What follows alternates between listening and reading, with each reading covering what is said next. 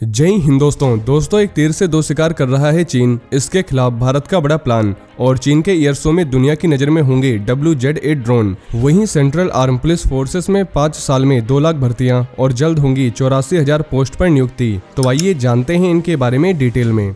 दोस्तों चीन के एक और स्पाई शिप युआनवांग 6 ने हिंद महासागर में हलचल बढ़ा दी है। दोस्तों बैलिस्टिक मिसाइलों और सैटेलाइट की निगरानी करने वाली चीन के इस शिप ने 4 नवंबर को इंडोनेशिया के पास स्थित लोम्बोक स्ट्रेट के रास्ते हिंद महासागर में कदम रखा है और ये इलाका अंडमान निकोबार द्वीप से करीब 3500 किलोमीटर की दूरी पर स्थित है। वहीं ये शिप ठीक उसी समय पर हिंद महासागर में पहुंचा है जब भारत अपनी अग्नि मिसाइल का टेस्ट करने वाला है और बताया जा रहा है कि इसी दौरान 12 नवंबर को चीन भी एक सैटेलाइट को लॉन्च करने जा रहा है और इसी युआनवांग 6 शिप के जरिए चीन सैटेलाइट की निगरानी भी करेगा। साथ ही स्पेशलिस्ट के मुताबिक चीन एक तीर से दो शिकार करने की कोशिश कर रहा है, क्योंकि इस चीनी शिप के आने से जहां इंडियन नेवी अलर्ट हो गई है, वहीं ड्रैगन की नापाक साजिश को करारा जवाब देने के लिए बड़ा प्लान भी बनाया गया है। दोस्तों इंडियन नेवी पूरी तरह अलर्ट है और अब उसने साफ कर दिया है कि वो चीनी शिप को अपने स्पेशल इकोनॉमिक जोन EEZ में घुसने नहीं देगी और समुद्र में किसी भी देश का ये स्पेशल इकोनॉमिक जोन 200 समुद्री मील तक होता है। वहीं सेंट्रल गवर्नमेंट के बेरोजगार युवाओं को रोजगार देने के प्रयासों के तहत पिछले 5 सालों में border security force BSF and central reserve police force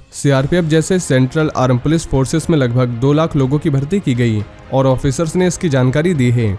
दोस्तों उन्होंने बताया कि इस साल जुलाई के अंत तक BSF, CRPF, central industrial security force CISF, Bharat Tibet सीमा पुलिस ITBP, सशस्त्र सीमा बल SSB और असम राइफल्स AR में अभी भी 84,000 से ज्यादा पद खाली थे और इन्हें भी भरने के लिए कदम उठाए जा रहे हैं। वहीं यूनियन होम मिनिस्ट्री के आंकड़ों के मुताबिक पिछले 5 साल 2017 से 2021 तक CRPF में सबसे ज्यादा 1,13,208 युवाओं की भर्ती की गई। 29,243 युवाओं को SSB में और 17,482 युवाओं को BSF में शामिल किया गया। साथ ही CISF में 12,482 युवाओं, ITBP में 5,965 और असम राइफल्स में 5,938 युवाओं को भर्ती किया गया। आंकड़ों के मुताबिक 2022 में भी जुलाई तक 6 सेंट्रल फोर्सेस में 10,337 युवाओं की भर्ती की गई। CRPF में 6,509, SSB में 1,945, BSF में 1,625, असम राइफल्स में 229 और CISF में 69 युवा भर्ती किए गए। दोस्तों प्रधानमंत्री नरेंद्र मोदी ने 22 अक्टूबर को एक भर्ती अभियान शुरू किया था, जिसके तहत अगले 18 महीनों में 10 लाख कर्मियों की नियुक्ति किए जाने का टारगेट है। वहीं चीन में मंगलवार को होने वाले एयर शो की तैयारियां पूरी कर ली गई है। अब केवल इसका उद्घाटन होने का इंतजार किया जा रहा है। इस एयर शो से जहां चीन काफी उत्साहित है, वहीं दुनिया की भी नजरें इसमें लगी हुई है। ऐसा इसलिए क्योंकि चीन इस एयर शो में पहली बार उन एयरक्राफ्ट्स और दूसरी चीजों को उतारने वाला है जो अब से पहले दुनिया के सामने पेश नहीं किए गए थे। वैसे दोस्तों इसमें शामिल है WZ-10 ड्रोन और KJ अर्ली वार्निंग एयरक्राफ्ट के अलावा और भी ऐसे कई सिस्टम शामिल हैं।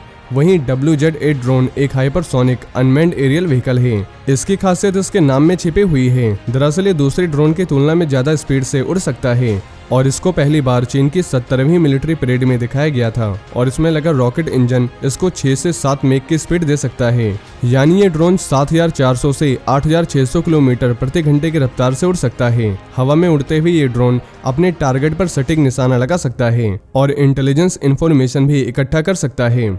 वहीं चंद्रमा और मंगल के बाद अब Indian space research organisation ISRO planet Venus यानी शुक्र ग्रह के लिए मिशन करने जा रहा है। इसके अलावा ये चंद्रमा के अंधेरे हिस्से का राज भी खोलेगा। दोस्तों इन दोनों मिशन में जापान की स्पेस एजेंसी इसरो के साथ मिलकर काम करेगी। साथ ही इसरो के फ्यूचर मिशनों के बारे में ये जानकारियां फिजिकल रिसर्च लेबोरेटरी के डायरेक्टर अनिल भारद्वाज ने दी है। उन्होंने बताया कि शुक्र और चंद्रमा के ज्वाइंट मिशन के अलावा इसरो मंगल पर भी एक और मिशन भेजेगा, जिसकी तैयारी जारी है और इसरो इस समय कई स्पेस मिशन पर भी काम कर रहा है। दोस्तों भारद्वाज ने बताया कि इसरो और Japanese aerospace exploration agency JAXA चंद्रमा के अंधेरे वाले हिस्से में रोवर भेजेंगे ताकि चांद के अंधेरे वाले हिस्से के राज खोले जा सकें और शुरुआती प्लान के तहत इस मिशन के लिए इसरो लूनर और रोवर बनाएगा।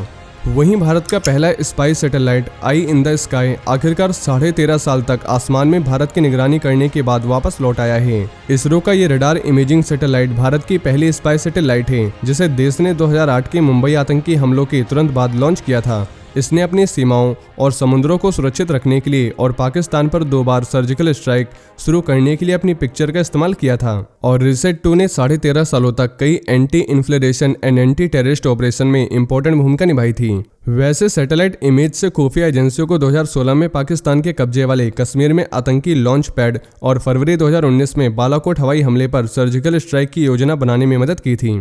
तो दोस्तों ये थे आज के कुछ बड़े डिफेंस अपडेट। वहीं अगर आप भारतीय सेना से जुड़ी ऐसी और भी जानकारी जानना चाहते हैं तो आपको हमारे दूसरे चैनल डिफेंस एनालिसिस पे मिल जाएगी।